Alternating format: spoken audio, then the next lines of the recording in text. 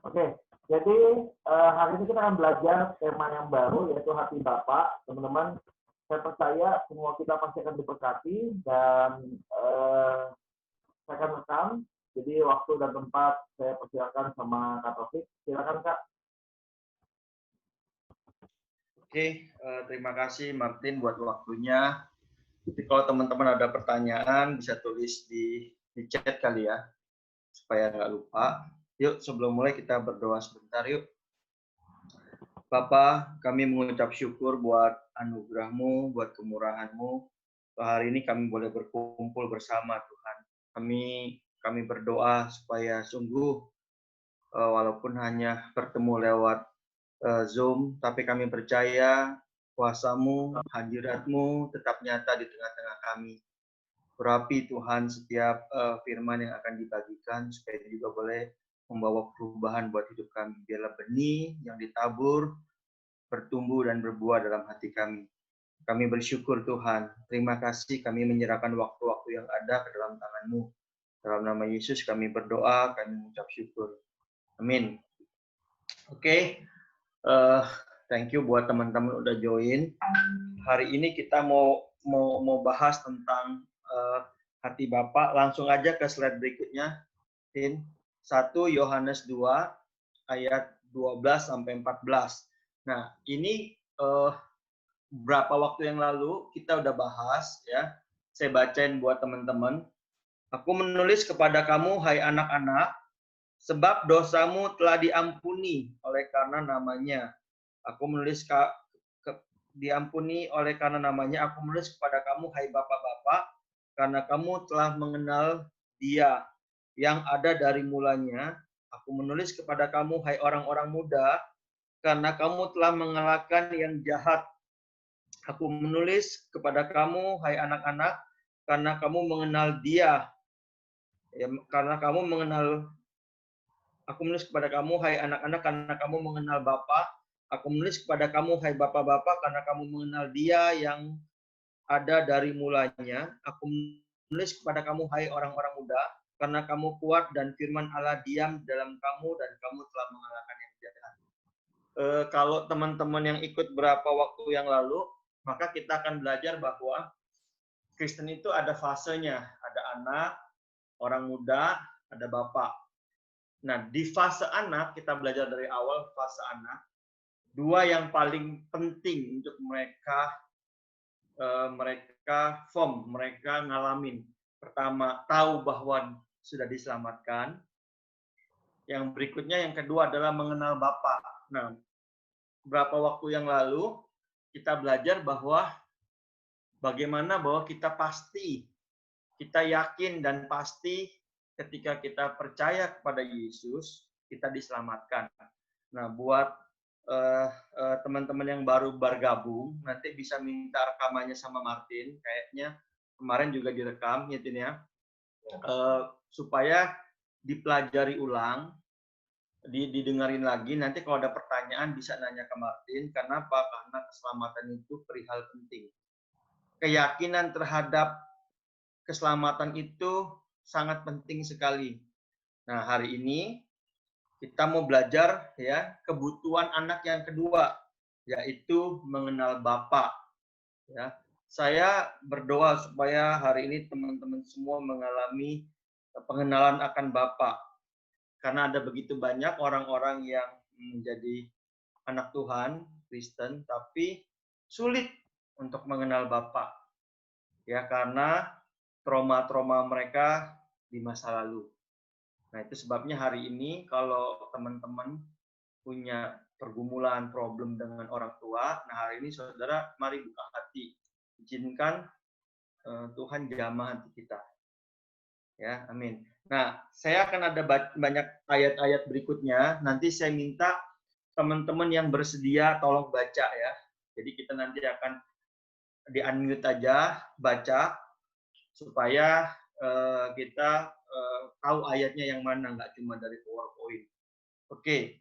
Nah, ayat yang pertama yang saya minta teman-teman baca, saudara bisa siap-siap mungkin buka di handphone atau di mana ya. Mari kita baca sama-sama dulu Ulangan pasal yang pertama ayat 27 sampai ayat 28. Yuk yang mungkin bisa bantu saya bacain ayatnya, boleh? Nanti di-unmute aja siapa, Indra mungkin, atau Alen, atau siapa yang bisa bantu? Rizka atau siapa? Hans, Yudit, silakan. Oke, biar gua aja baca. Ayat Ulangan 1 ayat 27 sampai 28. Kamu menggerutu di dalam kemahmu serta berkata, karena Tuhan membenci kita, maka Ia membawa kita keluar dari tanah Mesir untuk menyerahkan kita ke dalam tangan orang Amori, supaya dimusnahkan. Ayat 28. Kemanakah pula kita maju? Saudara-saudara, kita telah membuat hati kita tawang dengan mengatakan, orang-orang itu lebih besar dan lebih tinggi daripada kita. Kota-kota di sana besar dan kubu-kubunya sampai ke langit. Lagi pula kami melihat orang-orang enak di sana. Amin. Nah, saudara-saudara, kalau saudara baca, sebetulnya ayat ini kalau kita pelajari sejarahnya aneh. Kenapa?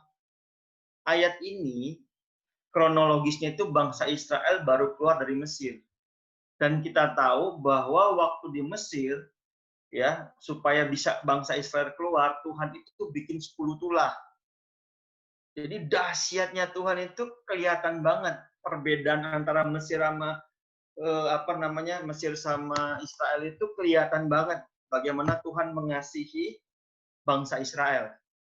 Ya, bahkan anak-anak sulung Mesir mati, meninggal, dibunuh sama Tuhan, Israel enggak. Tapi anehnya begitu keluar dan mereka harus masuk ke tanah Kanaan, mereka bilang gini, wah Tuhan tuh jahat. Tuhan tuh nggak sayang sama kita. Tuhan tuh mau bunuh kita. Tuhan tuh, waduh, kemana nih kita, bagaimana? Nah, saudara bayangin ya, orang yang ngalamin kebaikan dan kemurahan Tuhan sedemikian rupa aja bisa merasa Tuhan jahat. Seperti mereka nggak ngalamin kebaikan Tuhan. Nah, hari ini saya mau ajak saudara refleksi diri. Pernah nggak saudara sering merasa nggak aman sama Tuhan? Waktu dalam pergumulan, aduh kok Tuhan gini ya? Aduh kok Tuhan nggak bela ya? Sepertinya Tuhan nggak ada di pihak kita gitu. Nah, pertanyaannya gini, kenapa bangsa Israel bisa berpikir seperti ini? Nah, saudara, mereka bisa berpikir seperti ini karena mereka dijajah 430 tahun. Ya. Dan selama penjajahan itu, saya percaya mereka sering berdoa sama Tuhan, mereka minta sama Tuhan. Mungkin mereka dengar cerita-cerita tentang Abraham, Ishak, Yakub. Mereka tahu Abraham, Ishak, Yakub itu ya hamba-hamba Tuhan yang luar biasa. Tapi mereka berdoa sampai 4 generasi, mereka nggak lihat janji Tuhan. Mereka nggak lihat sepertinya pertolongan Tuhan. Sehingga mereka trauma. Ya, trauma. Aduh, kok kita udah berdoa, kita udah nangis, mereka melihat tuh anak-anak di generasi keberapa tuh dibunuhin. Anak-anak Israel tuh dibunuh, yang cowok lahir baik dibunuh, dan itu mengakibatkan trauma yang sangat mendalam. Nah, padahal apakah Tuhan itu sejahat itu? Ya, apakah Tuhan itu memang membiarkan Israel terpuruk? Ya, tentu enggak, saudara. Coba boleh satu orang bacain Kejadian 15 ayat 13 sampai 14. Kejadian 15 ayat 13 sampai 14. Firman Tuhan kepada Abram, ketahuilah dengan sesungguhnya bahwa keturunanmu akan menjadi orang asing dalam suatu negeri yang bukan kepunyaan mereka, dan bahwa mereka akan diperbudak dan dianiaya 400 tahun lamanya. Tetapi bangsa yang akan memperbudak mereka akan kuhukum, dan sesudah itu mereka akan keluar dengan membawa harta benda yang banyak. Amin. Nah, saudara, tanpa bangsa Israel tahu, ternyata 400 tahun yang lalu Tuhan udah ngomong sama bapak leluhurnya. Apa yang akan mereka alami. Ternyata bangsa Israel nggak tahu bahwa Tuhan itu udah rencanain. Ya. Ternyata di dalam kesulitan, kesusahan mereka, rintihan mereka, jeritan mereka, Tuhan tuh punya proses panjang. Tuhan itu udah persiapin Kenapa harus tunggu 400 tahun? Karena tanah Kanaan yang akan Tuhan beri kepada mereka, katanya bangsa Amori itu kejahatannya belum sampai waktunya. Setelah 400 tahun itu baru Tuhan akan hukum dan bumi hanguskan. Dan Tuhan akan ganti rugi semua kerugiannya dengan apa? Menghukum bangsa Mesir katanya tadi. Jadi dalam segala kesulitan, pergumulan, ya apa yang mereka alami, ternyata Tuhan punya rancangan yang luar biasa besarnya. Nah, tapi karena mereka nggak ngerti ini, dalam proses mereka akhirnya trauma. Nah, saya nggak tahu berapa banyak masa lalu kita ya, Indra, mungkin siapa, Yudit, ya, saya nggak tahu Alen atau Rizka ngalamin gini, masa-masa kecil kita kok susah, kok rasanya Tuhan nggak adil, padahal Tuhan tuh punya rencana besar. Contoh, saya tuh papa meninggal umur 2 tahun, jadi at least saya tuh nggak kenal papa.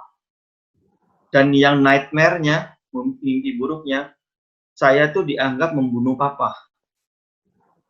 Membunuh papanya gimana? Jadi waktu lahir, saya tuh dibawa ke dukun, dan dukun tuh bilang gini, kalau saya itu anak yang bawa sial buat keluarga. Ciong, kalau orang Chinese tuh tahu ciong. Ciong tuh artinya gini, kalau saya nggak dibuang, saya nggak dikasih ke yatim piatu, saya nggak dikasih ke orang lain, maka keluarga saya akan ngalamin malapetaka. Dan betul, waktu saya umur 1 bulan, kakek saya meninggal. Saya umur 2 tahun, waktu kakek saya meninggal, orang-orang pada bilang, ini udah anak sial nih, nggak bener nih masa anak baru lahir udah punya gigi katanya. Jadi saya waktu lahir itu ada gigi sepasang. Wah ini nggak bagus. Tapi mama saya nggak mau ngasih. Kenapa? Karena keluarga dekat yang mama saya percaya tidak ada yang mau terima saya. Tapi mama saya juga nggak rela kalau saya ditaruh di yatim piatu gitu ya, kesan nggak punya orang tua, padahal orang tuanya masih hidup. Nah, umur 2 tahun papa meninggal. Dan waktu papa meninggal, keluarga kami bangkrut. Nah, saya ngalamin masa kecil tuh, saya 7 bersaudara, kakak-kakak saya selalu ngomong, dasar lu anak sial, mati aja, nggak ada gunanya lu hidup, karena lu kita jadi bangkrut, katanya. Karena lu kita semua harus menderita. Waduh, nggak cuma bangkrut saudara karena harta kami diambil sama saudara ya. Nggak cuma sampai di situ. Mama buka toko dagang di kampung, dagangannya rame, dalam puncak-puncaknya rame-ramenya kebakaran, habis. Sampai mama nggak mampu lagi ngidupin kami dan kami 7 bersaudara dipencar, dititipin ke tante, ke paman dan segala macam. Dan mulailah saya mengalami masa-masa kecil yang penuh dengan pahit. Saya pernah cerita, mungkin anak-anak teman-teman ada beberapa yang pernah dengar, sampai saya pernah nyolong kerupuk untuk makan karena lapar, saking takut ketahuan, makan kerupuk itu diemut biar nggak ada suaranya. Bayangin, semenderita itu. Sehingga dalam hidup saya selalu ngerasa gini, kalau Tuhan sayang, kenapa gue mesti lahir? Kenapa mesti lahirnya punya gigi? Kenapa Tuhan itu nggak adil? Kenapa saya nggak lihat papa saya? Kenapa papa saya? Oh, pokoknya banyak pertanyaan-pertanyaan yang membuat saya masa mudanya hancur, masa remaja saya hancur. Nah, saya nggak tahu teman-teman ya, semua yang ikut di sini, masa remaja dan masa anak-anaknya gimana? Pernah nggak ngalamin duka yang dalam? Ya, saya sampai dulu berjanji ini, kalau saya sukses saya akan tunjukin ke orang-orang, saya akan balas dendam, saya akan jadi penjahat, saya pokoknya nggak bisa ngampunin orang-orang yang pernah melukai saya. Nah, saya pernah lihat dengan mata kepala saya sendiri, mama saya diludahi sama seseorang yang harusnya keluarga yang melindungi. Wah, itu pahit banget. Jadi hidup saya, masa kecil saya penuh kepahitan dan tidak percaya sama Tuhan. Kenapa? Kalau Tuhan ada, kok nggak adil? Nah, saya ngalamin. Saya nggak menyadari bahwa semua yang terjadi ada rencana Tuhan yang besar. Nah, saudara Percaya nggak? Ya, bahwa Tuhan tuh punya rencana yang besar buat hidup saudara.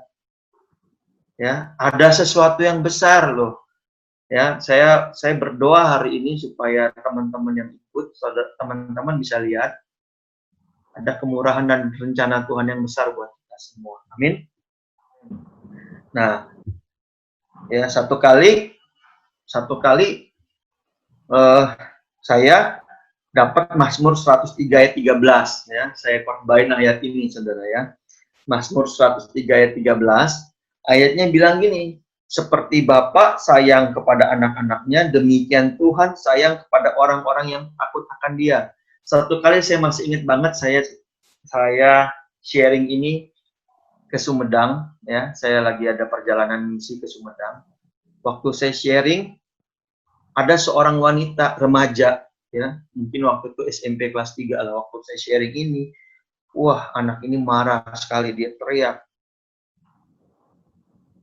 Kak, kalau Tuhan itu seperti Bapak katanya, saya nggak mau jadi orang Kristen, saya mendingan nggak usah kenal. Kenapa katanya itu? Sambil nangis teriak dia bilang gini, Kakak tahu, saya dari kelas 4 SD, saya punya papa itu suka judi gitu, suka mabok-mabokan. Mama jualan gado-gado. Nah, setiap mama pulang dimintain duit sama papa, kalau mama nggak kasih, mama dipukul, dihajar. Mereka ribut di depan saya.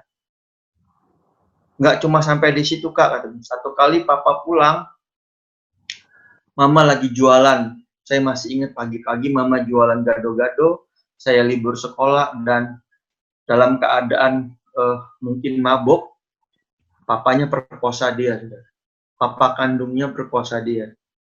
Dari kelas 4 SD sampai ya SMP kelas 1, kelas 2, sampai kalau papanya nggak menggauli dia, ini wanita ini sampai ketagihan. Sampai dia bilang gini, saya ini melayani Tuhan di gereja sebagai tamborin. Tapi seringkali papa saya perkosa sampai saya benci sama diri saya sendiri. Terus dia bilang gini, kalau kakak jadi saya, apakah kakak bisa mengampuni papa? Apakah kakak masih mau punya Tuhan yang sama seperti Bapak yang seperti ini? Waktu dia tanya gitu, saya bingung jawabnya, saudara. Ya, karena ayatnya bilang seperti Bapak sayang anaknya. Kalau Tuhan itu sama seperti Papa saya, yang perkosa saya, yang abuse saya mendingan enggak. Nah, pertanyaannya gini, saudara. Saudara percaya Mazmur, Alkitab, firman Tuhan nggak pernah salah. Setuju ya? Nah, tapi kenapa kita dapat kenyataan, seringkali papa kita, orang tua kita ngecewain kita, nyakitin kita, saudara. Nah, ternyata, saudara, sebenarnya Tuhan itu ciptain keluarga, itu punya maksud. Keluarga itu, ya, bukanlah konsep dari dunia ini. Keluarga itu adalah, keluarin semua Jatin, dia punya PowerPoint. Keluarga itu adalah rencana Tuhan supaya ya bumi, enggak yang tadi, ya bumi itu penuh kemuliaan. Makanya kalau saudara baca Kejadian 1:26-28, Tuhan berfirman gini, marilah kita menjadikan manusia serupa dan segambar dengan kita, supaya ia berkuasa atas bumi, laut, dan segalanya, saudara, isinya. Nah, waktu Tuhan ciptain manusia, dia pakai kata kita. Ya, kita itu bicara tentang Allah Tritunggal. Ada Allah Bapa, ada Allah Anak, ada Allah Roh Kudus. Makanya di keluarga ada Bapa, ya, ada Roh Kudus, ada Ibu, ya, tugasnya menghibur, mengajar, dan ada anak. Tujuannya kalau konsep ketritunggalan Allah itu diduplikasikan oleh manusia, bumi penuh kemuliaan. Tapi apa daya, manusia jatuh dalam dosa. Dan dosa pertama manusia adalah apa, saudara? Lari dari tanggung jawab. Bukan cuma sekedar makan buah. Ya, waktu Adam ditanya, Adam, apakah kamu sudah makan buah yang buah pengetahuan baik dan jahat? Kalau ditanya sudah makan belum, jawabnya apa? Sudah atau belum? Adam bilang, perempuan ini Tuhan. Ya, perempuan yang kau taruh di sampingku ini, dia yang memberikan aku makan. Perempuan ditanya, perempuan apa kamu? Perempuan bilang apa? Ular. Semua lari dari tanggung jawab. Sejak saat itu, keluarga pertama di bumi hancur. Makanya saudara, hari ini kalau kita mau jujur, kita lihat keluarga kita, orang tua kita. Nggak semua, tapi ada begitu banyak. 90% kita lihat ada banyak hal yang nggak ideal. Padahal, Tuhan ciptain keluarga supaya anak-anak belajar tentang Tuhan lewat keluarga, lewat Bapak.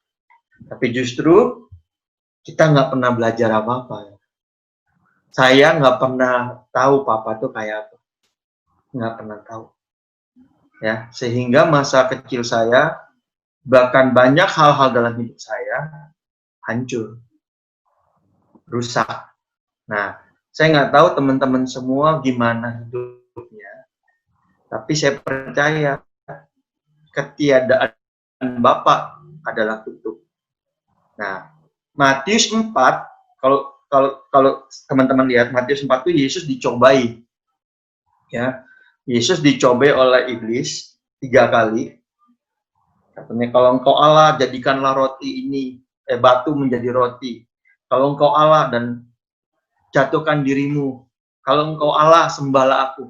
Yesus mematahkan segala cobaan-cobaan iblis dengan begitu gampang.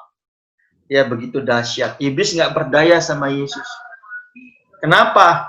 Ternyata karena ada Matius 3 ayat 17. Yesus masih ingat ya, Yesus waktu dibaptis, terdengar suara, inilah anakku yang kukasihi, kepadanya lah aku berkenan. Saudara, pernah nggak saudara dengar di rumah, papa saudara muji saudara gini? Ya, papa saudara bilang, ini anakku. Ya, aku mengasihi dia, kepadanya aku berkenan. Jarang. Jarang banget kita ngalamin. Itu sebabnya ada banyak kita punya gambar diri, ya, rusak. Makanya kita sulit banget taat sama firman, kita sulit banget bertumbuh, ya, menjadi Kristen yang dewasa, karena kita nggak pernah kenal, nggak pernah ngalamin Bapa. Makanya kita jatuh bangun dalam dosa. Nah, saya berdoa supaya lewat sharing hari ini, teman-teman ngalamin pemulihan gambar ini. Karena begitu sulit kita kenal Bapa di surga, karena di rumah juga namanya Bapa. Jadi kalau saudara coba bayangkan Bapa yang nongol muka orang tua kita di rumah. Nah, problemnya banyak kita punya trauma sama orang tua di rumah. Nah, Yesus karena dia mengalami hati Bapa, dia mengalami keintiman dengan Bapa, maka Yesus jadi model buat kita. Saudara kalau mau lihat Bapa di surga, ya lihat Yesus. Karena Yesus mengalami.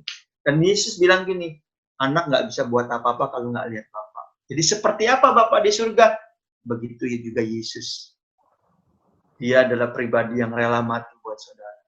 Demikian juga Bapa di surga itu perhatian sama Pak saudara. Sempurna. Katanya, rambut saudara aja kalau nggak diizinkan jatuh, nggak akan jatuh. Katanya matanya tertuju sama saudara. Saudara, berapa banyak saudara yang orang tuanya nggak peduli sama saudara.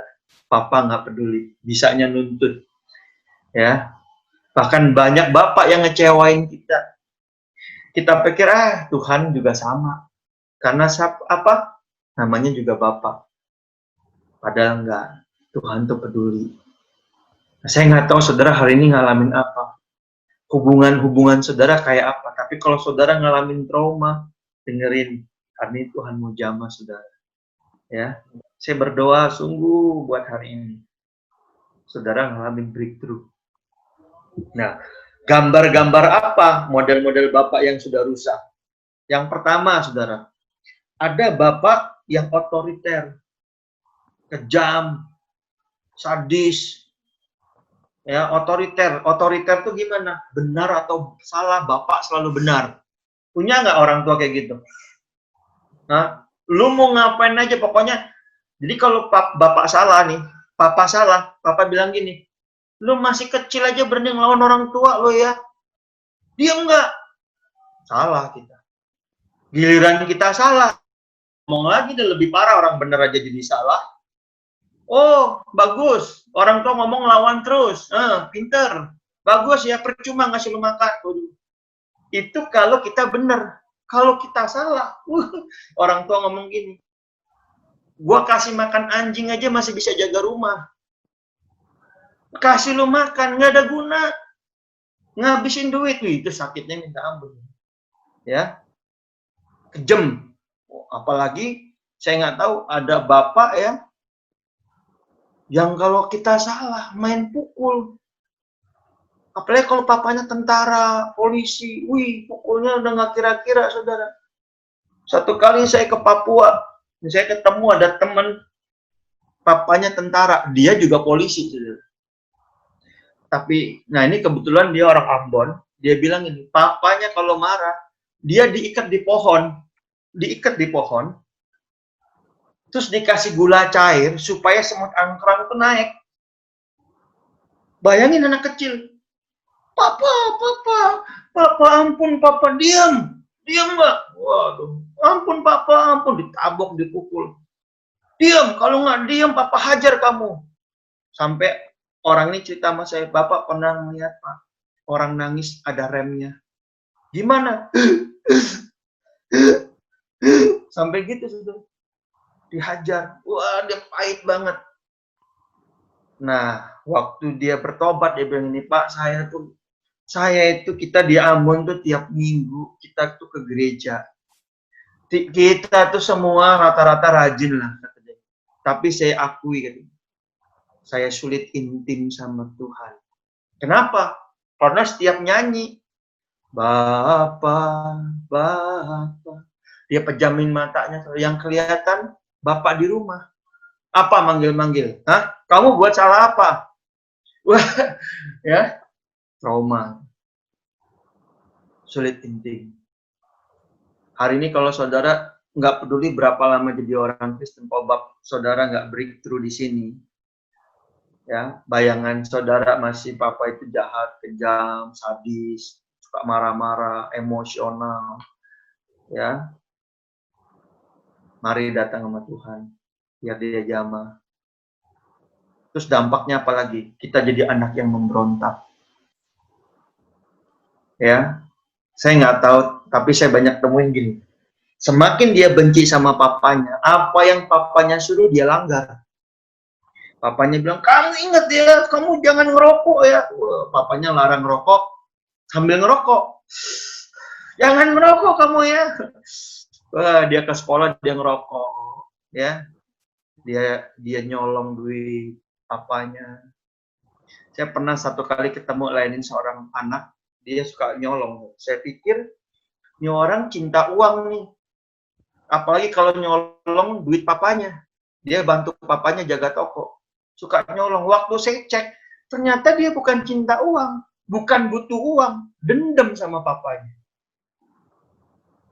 Waduh, saudara ya, ngeri. Terus apa lagi? Ya, takut ambil keputusan. Pernah ketemu orang yang kalau ditanya gini, makan apa? Apalagi kalau yang nanya orang tuanya, makan apa? Terserah. Kenapa? Karena udah sering ambil keputusan disalahin.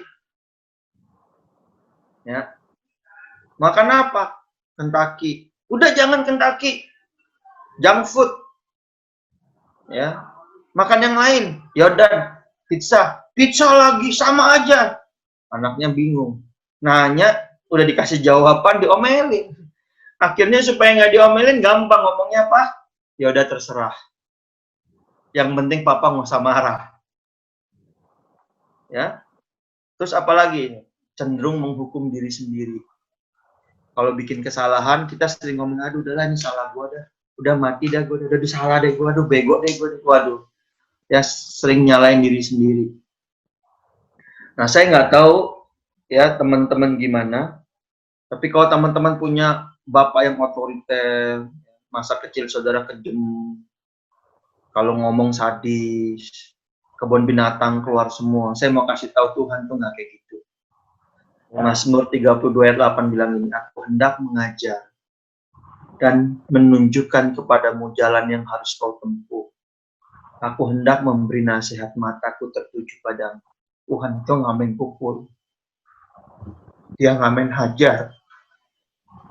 Kalau saudara buat salah, dia mau nasihati. Dia tertuju sama kamu, dia concern sama hidup kamu. Dia bukan bapak yang nggak pedulian. Ada bapak yang gini, terus selalu mau apa, lu udah gede. Jangan nyusahin, dari kecil digedein, udah gede, nggak tahu diri, masih nyusahin juga. Bapak di surga nggak kayak gitu, saudara. Dia peduli, dia concern. Kalau hari ini saudara punya pengertian yang salah sama orang tua saudara, izinin Roh Kudus jamah hari ini, Tuhan sembuhin saudara. Amin. Amin. Saya kok jadi kebawa perasaan ya, jadi sedih.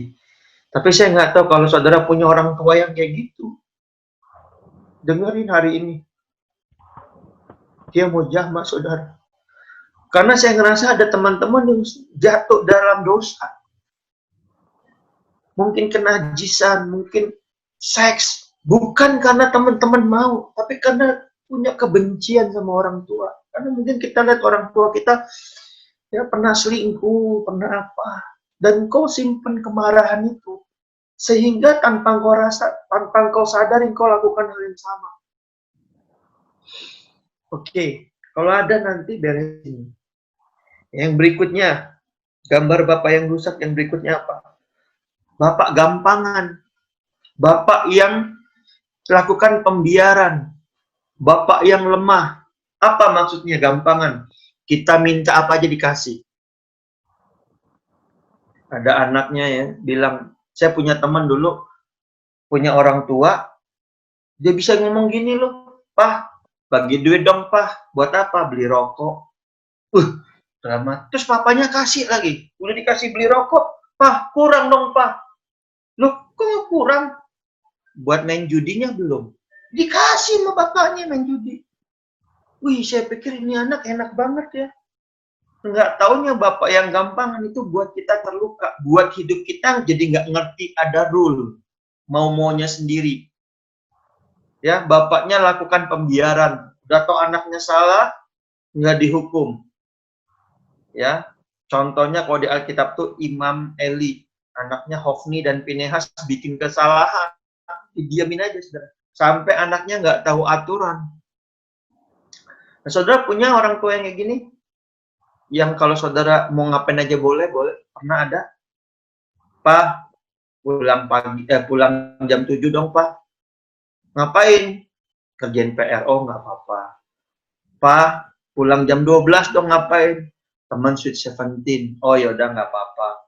Pak, pulang pagi dong, Pak. Ngapain? Teman ngajak ke puncak. Oh, nggak apa-apa. Pak, kenapa? Hamil 3 bulan dong, Pak. Aku hamil nih. Oh, yaudah, nggak apa-apa. Semua nggak apa-apa. Ya, lemah. Di rumah kita lihat mama lebih sakti daripada papa. Waduh, ya. Papa ngomong apa, kalah sama mama. Sampai kita jadi orang yang lihat bahwa bapak itu nggak punya otoritas. Nah, akibatnya apa? Satu, gampang jatuh bangun dalam dosa. Waktu ada kakak rohani ngomong gini, kamu nggak boleh gitu dong. Jangan, itu dosa. Kenapa lu ngelarang-larang? Bapak gue aja nggak larang, lu siapa? Hah? Bapak gue aja terima gue. Gue mau ngapain bapak gue terima. Nah lu siapa? Bukan cuma pemimpin komsel. Kamu siapa coba? Ya, Tuhan pasti ngerti lah, orang bapak juga ngerti kok. Gue buat salah nggak apa-apa kok. Nah, jadi jatuh bangun dalam dosa. Suka cari perhatian. Saudara, ada nggak di sini yang suka cari perhatian? Kenapa? Karena ngerasa di rumah begitu bebas. Nggak ada yang merhatiin, nggak ada yang negor. Jadi coba-coba buat kesalahan sana sini.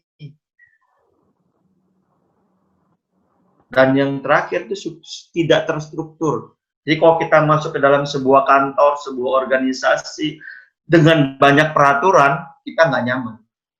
Kita kalau kerja di bawah pemimpin tuh ya, kita nggak nyaman. Nggak mau deket-deket, nggak berani terbuka. Kenapa? Karena kita takut hidup kita terkekang. Karena udah biasa bebas dan no rule. Ya. Nah, Ibrani 12 ayat 5 sampai 7 bilang gini. Jangan anggap enteng didikan Tuhan dan jangan putus asa bila engkau diperingatkannya, karena Tuhan menghajar orang yang dikasihinya dan ia menyesahkan orang yang diakuinya sebagai anak.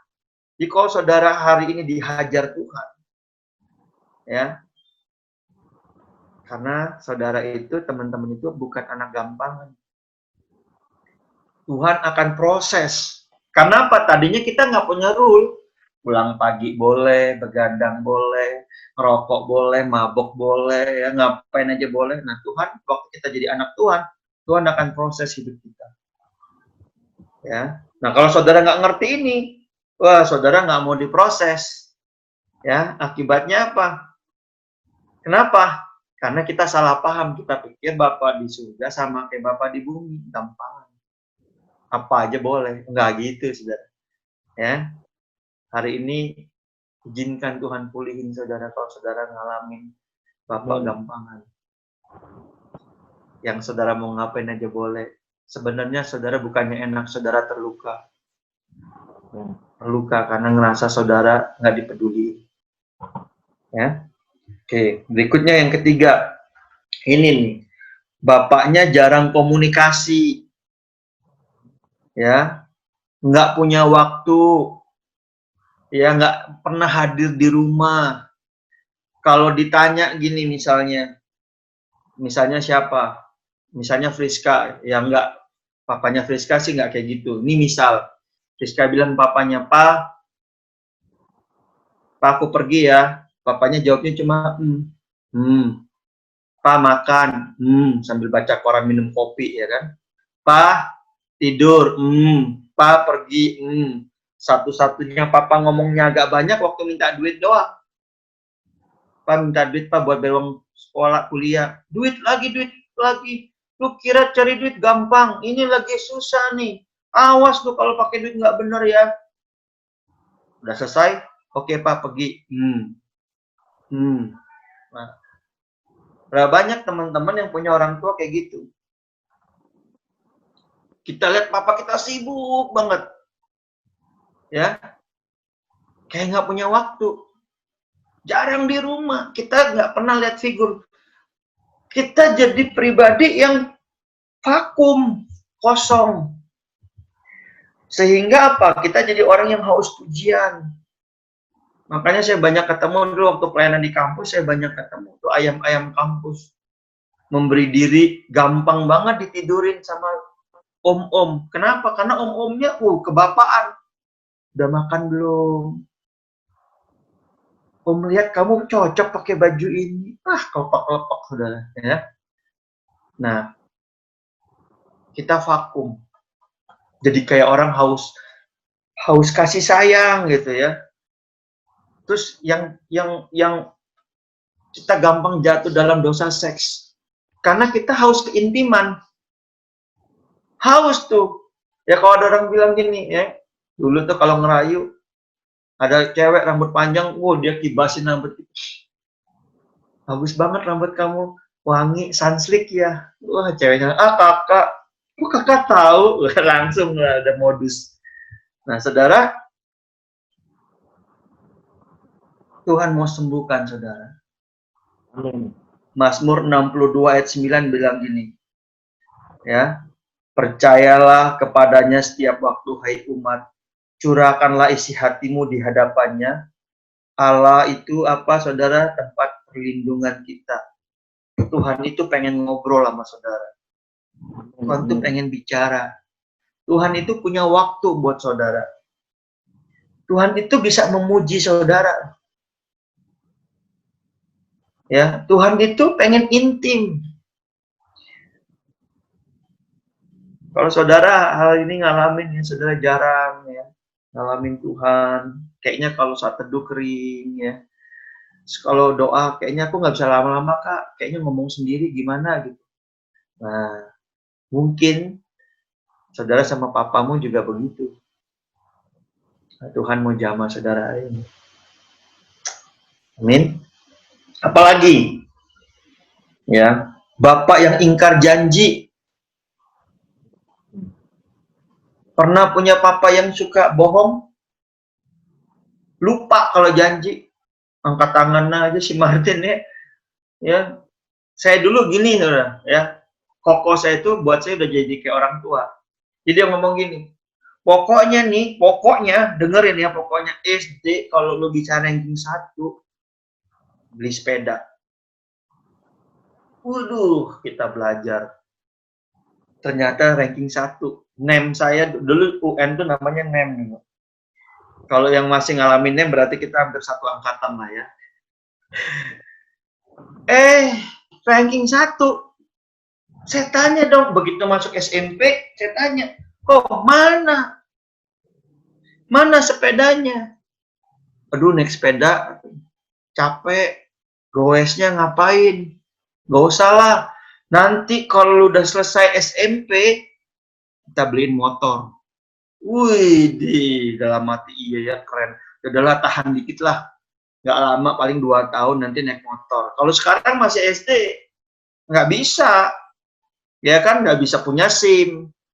Masih kecil, kakinya nggak nyampe. Berat. Tunggu SMP kelas 2, kelas 3. Wih. Begitu SMP kelas 2, kelas 3, asal kamu ranking. Oke.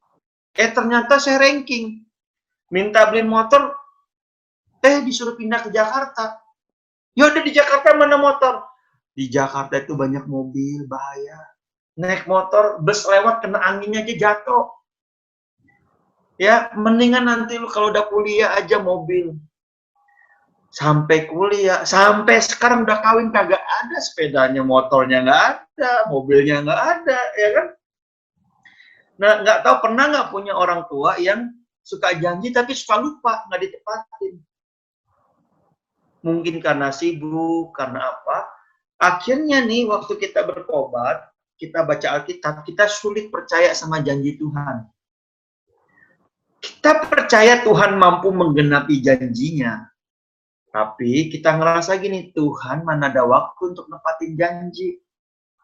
Bapak gue yang punya anak cuma 2 aja, kalau ngomong sama gue suka lupa, gimana Tuhan yang ngurusin 7 miliar manusia? Mana sempet. Ya udah nggak sempet. Akhirnya kita nggak punya iman. Kita tahu Tuhan mampu, tapi kita tahu ya kita nggak yakin apakah dia ingat janjinya, apakah dia mau genapin janjinya. Kenapa? Karena kita tahu orang tua kita yang disebut bapak itu suka lupa kalau ngomong. Nah, jadilah kita sulit percaya janji Tuhan. Kita jadi orang Kristen cuma tradisi, rutinitas, tapi nggak punya iman. Kita jadi orang Kristen hanya kewajiban, tapi nggak bertumbuh dalam firman. Nah, padahal 2 Timotius 2 ayat 13 bilang gini, jika kita tidak setia, Tuhan tetap setia. Kenapa? Karena dia tidak dapat menyangkal dirinya. Tuhan itu nggak bisa nyangkal dirinya. Kalau dia udah janji, dia tepatin. Nah, saudara perlu breakthrough kalau punya Bapak yang ingkar janji. Supaya apa? Supaya iman saudara bisa bertumbuh. Saudara bisa percaya, trust sama Tuhan. Amin. Nah, yang kelima, saudara. Bapak yang tidak mengasihi ibu atau bercerai. Nah, saya nggak tahu saudara ngalamin ini nggak, tapi saya berapa kali ketemu yang begini, saudara. Dia lihat papa mamanya married tapi pisah kamar, ya. Maknya di mana, bapaknya di mana. Maknya ikut anak cewek, bapaknya ikut anak cowok. Ya, walaupun nggak cerai ke pengadilan, tapi udah kayak orang cerai. Nah, saya punya anak murid yang kayak gini, sampai hari ini udah hampir 41, nggak married. Karena dia merasa takut. Entah kalau married, kalau bahagia, kalau nggak bahagia kayak orang tua gue gimana? Nggak cerai cuma untuk mempertahankan anak-anak biar nggak malu, tapi sebetulnya udah nggak pernah tidur bareng.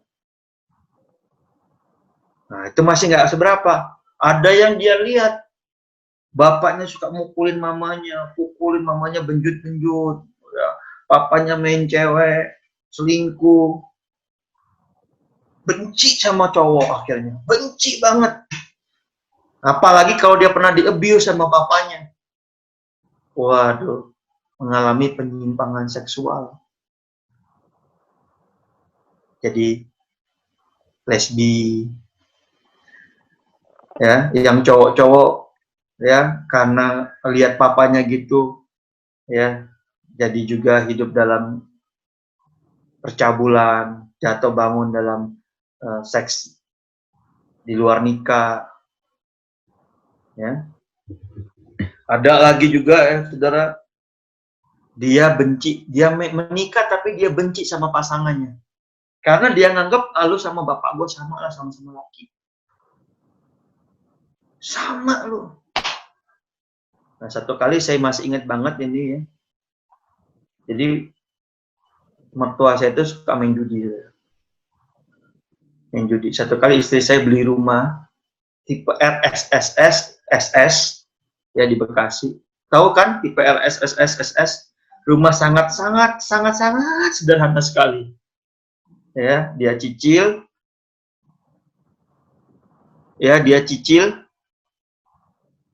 Bergelombang ya, suaranya nggak jelas ya, Tin? Jelas. Hah? Udah jelas ya. Nah, dia cicil satu kali, dia kerja. Dia suruh papanya tebus ke notaris karena aktenya sudah keluar. Sama papanya, aktenya ditebus tapi 3 hari nggak pulang main judi. Nah, waktu istri saya tanya, Pak, mana? Udah nggak ada.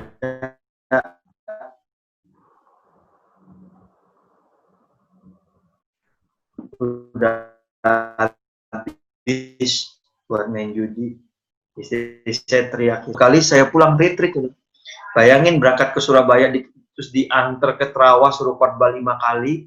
Udah gitu dipulangin lagi ke Jakarta. Udah capek banget. Istri saya ngajak ngobrol. Saya udah ngantuk. Diajak ngobrol, saya ketiduran. Bangun-bangun saya ketemu istri saya lagi nangis histeris. Kamu kayak papa, kamu kayak papa. Saya dalam hati, atau gantengan menantu daripada mertua. Saya tanya, kenapa kamu kayak papa? Dia ingat waktu diajak saya ngobrol, saya tidur. Dia ingat waktu dia tanya sama papanya soal aktenya mana, papanya tidur. Ngoroknya sama. Ya, dia nangis, terus saya peluk dia. Saya bilang, kamu ampuni papa. Trauma. Nah, saudara yang udah pasangan-pasangan nih, saya nggak tahu ya, Martin, Lorin, siapa lagi nih? Allen, ya, Indra, ya, siapa lagi? Rizka belum ya? Ian Yudit, ya, TOEFL. Seringkali konflik-konflik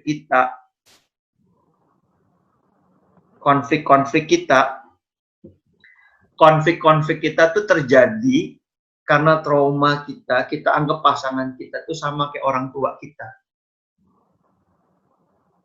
Dia nggak? Kamu emang kayak gitu. Ya, apalagi kalau yang cewek nih udah dipesanin sama mamanya.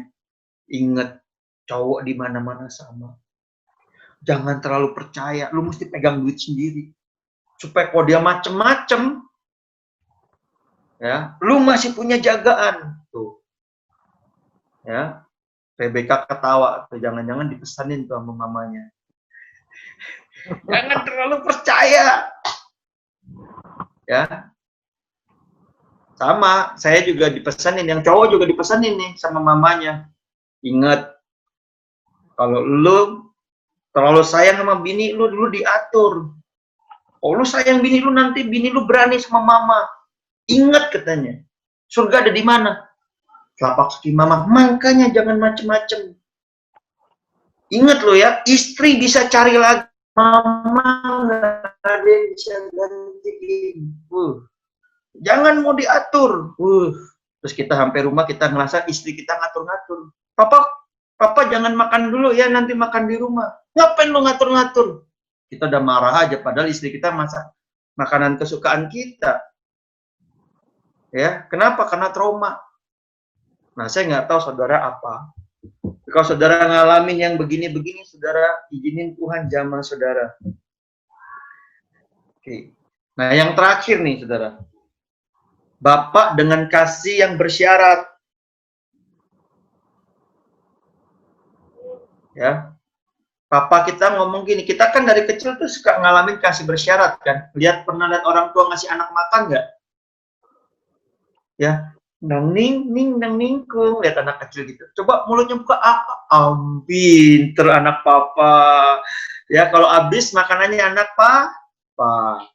Kalau sekolahnya pinter anak papa. Kalau nggak pinter dan nggak habis makanannya anak siapa? Nah, jadi kita ditanamin dari kecil untuk mencapai, untuk mendapatkan predikat disayang itu, syarat dan ketentuan berlaku. Kamu anak papa, kalau kamu, orang tua saya ngomong gini, ingat ya Fik, dari kecil mama gedein, udah gede kalau lu mesti jadi orang. Terus saya lihat kan, emang selama ini saya apa mah? Emang selama ini saya belum orang?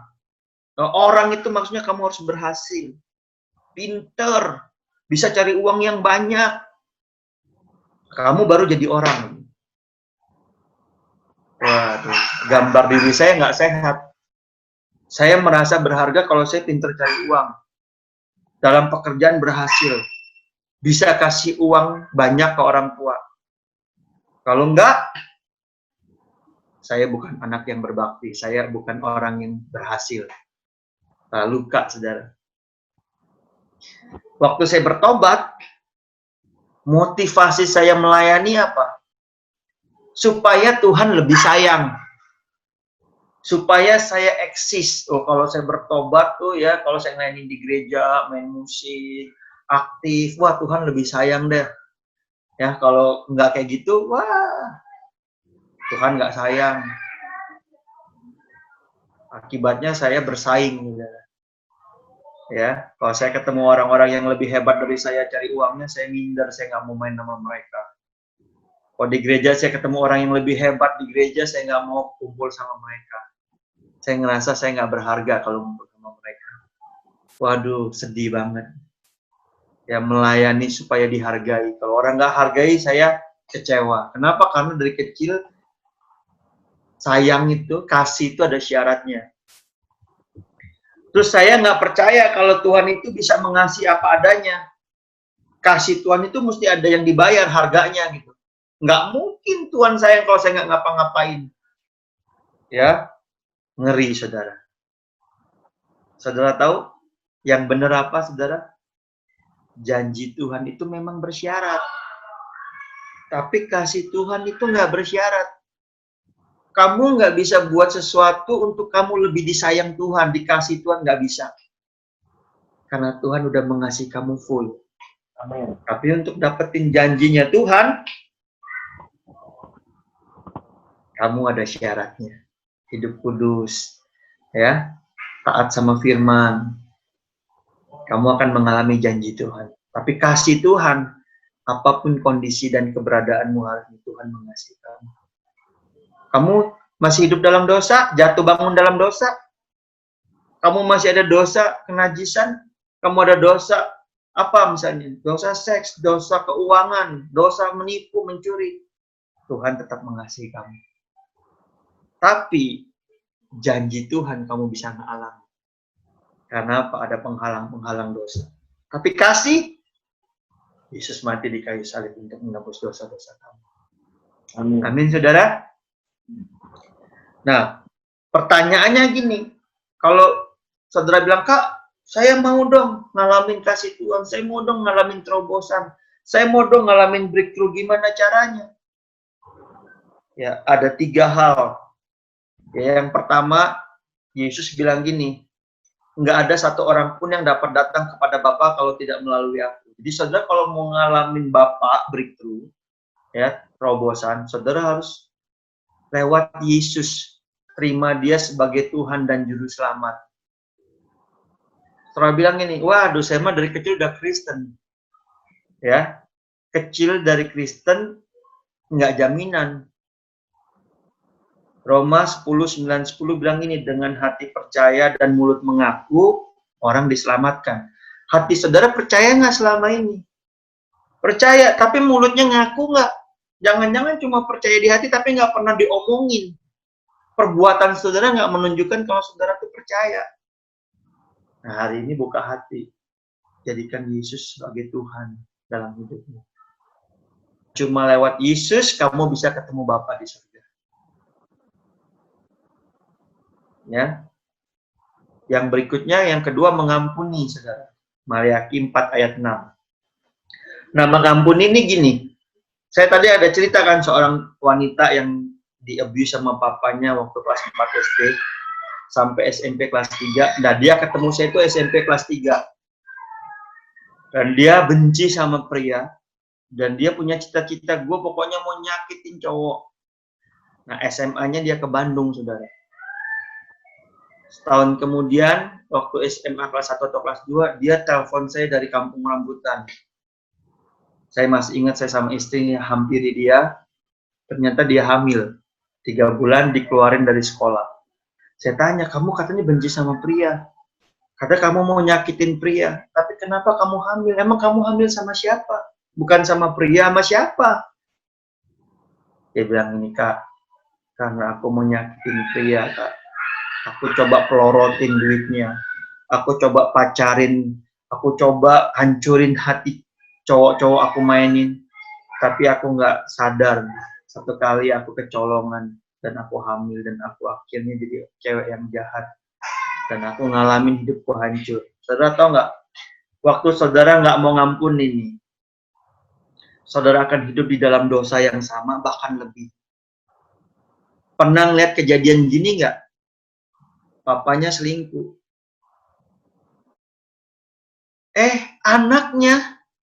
Anaknya sakit hati sama papanya. Papa nggak sayang mama, papa suka selingkuh, papa gini. Tapi nggak lama anaknya juga selingkuh. Persis kayak bapaknya. Saudara di sini ada yang benci sama papanya?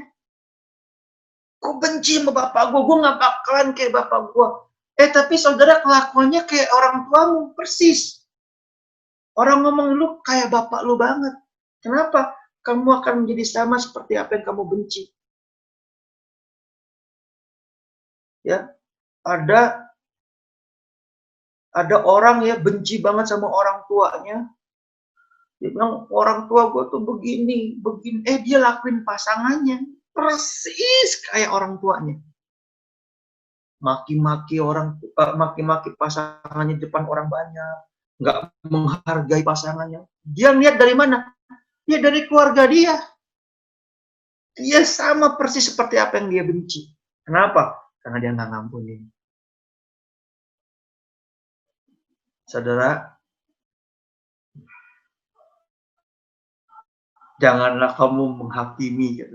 Penghakiman yang kamu lakukan ke orang lain akan dipakai kepada kamu. Yuk, ampuni. Karena sebenarnya orang tua kita juga korban. Tapi orang tua kita nggak ada yang pernah ngajarin. Orang tua tuh korban, saudara. Dia nggak mau pukul kita, dia nggak mau hajar kita, dia nggak mau ya sebenarnya nggak ada komunikasi sama kita. Tapi dia nggak tahu caranya karena dia diperlakukan oleh kakekmu tuh ya kayak gitu itu. Dia cuma meneruskan apa yang dia terima. Nah, di kita lah kita harus break, kita harus hancurin, kita harus patahin. Nah, saya berdoa supaya hari ini saudara mau mengampuni orang tua saudara. Saya lagi nanganin satu orang cewek, lakinya udah kayak pembantu. Masak. Ya buat pria-pria yang masak di sini saya nggak bilangin saudara kayak gitu ya. Tapi ini dia masak. Kalau ceweknya mau ke gereja nih, jadi ceweknya mandi masuk kamar mandi, kan kamar mandi dalam tuh. Dia harus nyalain AC, harus nyiapin catok. Saya nggak tahu catok tuh kayak apa, catok lah yang blower gitu. Harus disiapin semua supaya si Tuan Putri begitu udah selesai mandi langsung bisa berdandan. Anjing harus udah dikasih makan, mobil harus AC udah dinyalain, Kalau enggak dimaki-maki. Cowoknya cerita sama saya sampai nangis. Tapi waktu ceweknya dikonseling, ceweknya bilang ini, mamanya persis perlakukan papanya kayak gitu. Kalau papanya selalu dimaki-maki kebun binatang, kayak nggak berharga, dan dia sakit hati sama mamanya. Dia benci banget sama perlakuan mamanya, tapi dia lakukan ke suaminya persis seperti yang mamanya lakukan ke papanya. Dan dia lihat papanya nggak berdaya, lemah. Papanya gampangan, papanya main iya, diperlakuin apa main iya. Dia benci, dia kasihan papanya, dia benci sama mamanya. Tapi apa yang mamanya lakukan itu yang dia lakukan. Nah, saya nggak tahu saudara gimana. Saya berdoa lewat cerita-cerita kesaksian ini, saudara, Tuhan ingetin tentang sesuatu. Ya, papanya selingkuhin mamanya, dia benci, tapi dia juga selingkuh sama istrinya. Dia punya simpenan. Persis banget. Nah, kalau saudara ngalamin, izinin Tuhan jamah, saudara. Please. Nah, yang terakhir, saudara, cara mengalami kasih Bapa apa? Mengenal Bapa lewat Yesus dan firman-Nya. Saudara mau kenal Bapa, belajar Alkitab, khususnya Injil, saudara. Karena di situ banyak tentang Yesus. Yesus bilang, Bapa nggak bisa lakukan, anak nggak bisa lakukan kalau nggak lihat Bapa. Yesus bilang, Bapa mau tahu apa yang kamu perlu. Bangsa-bangsa mencari makanan dan minuman dan pakaian, tapi Bapa mau tahu apa yang kamu perlu. Nih teman-teman tahu nggak? Tuhan tuh concern sama hidup saudara. Dia nggak pernah ninggalin. Kalau hari ini saudara berjuang sendiri, sebenarnya Bapa di surga mau bantu saudara, mau tolong, mau jamah hati saudara. Cuma seringkali kita nggak tahu, kita kerasin hati. Kita ngomongin gini, emang gua orangnya kayak gini mau diapain? Lu nggak ngerti sih Kak, pengalaman gua. Aku emang nggak ngerti, tapi Tuhan ngerti. Izinin Tuhan jamah hati kita, saudara. Ya, sebelum kita nanti tanya jawab selain ke Martin, boleh nggak kita tundukin kepala sebentar, kita berdoa.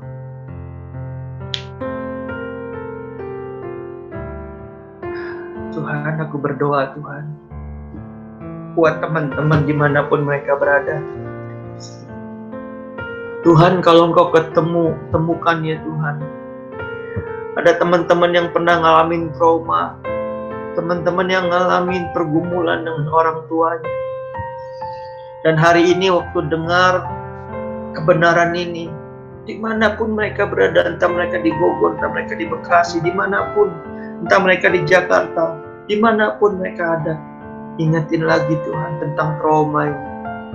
Dan biarlah hari ini mereka boleh mengambil keputusan untuk mengampuni. Dalam nama Yesus. Supaya mereka boleh ngerti bahwa papanya juga korban dari masa lalu. Tuhan pulihkan, Tuhan jamah. Terima kasih Tuhan. Terima kasih Tuhan. Saya tahu beberapa saudara Tuhan ingetin. Kenapa teman-teman ada nggak menang dalam dosa-dosa tertentu. Ternyata engkau lihat dari papamu, engkau lihat dari mamamu, dari orang tuamu. Hari ini izinkan kau lepaskan pengampunan supaya kau ngalamin dosa. Terima kasih Tuhan, terima kasih Bapa. Tuhan, aku berdoa jamah hati mereka. Terima kasih Tuhan buat firman-Mu yang sudah dikabulkan. Kami bersyukur Tuhan. Tuhan, biarlah kami boleh mengenal Bapa lebih lagi. Kami boleh intim dengan Bapa lebih lagi. Terima kasih Tuhan, dalam nama Yesus. Mari kita yang percaya, kita berkata, amin.